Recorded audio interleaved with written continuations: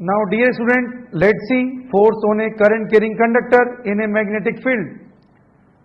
Through experiments, Ampere established that when a current element ideal vector is placed in a magnetic field B, it experiences a force dF vector equal to ideal vector cross B vector. From this expression, it is clear that the magnitude of force is dF equal to Bi dl sin theta, where theta is the angle between the vectors ideal vector and B vector. So, first, force on a current element will be minimum equal to 0 when sin theta equal to minimum equal to 0. That is theta equal to 0 degree or 180 degree. That is, a current element in a magnetic field does not experience any force if the current in it is collinear with the field. Second, the force on the current element will be maximum equal to Bi dl when sin theta equal to maximum equal to 1, that is theta equal to 90 degree.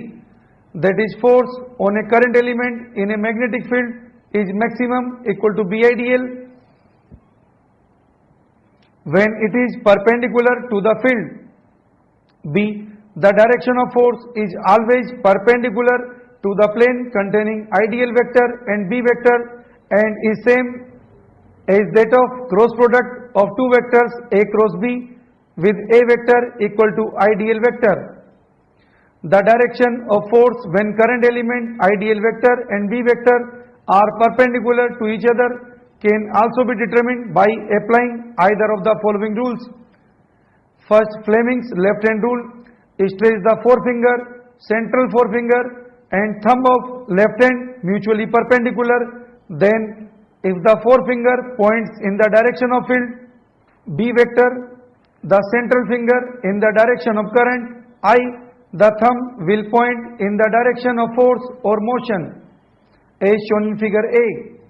Second, right hand palm rule stretches the fingers and thumb of right hand at right angles to each other. Then, if the fingers point in the direction of field B and thumb in the direction of current I, the normal two palm will point in the direction of force or motion.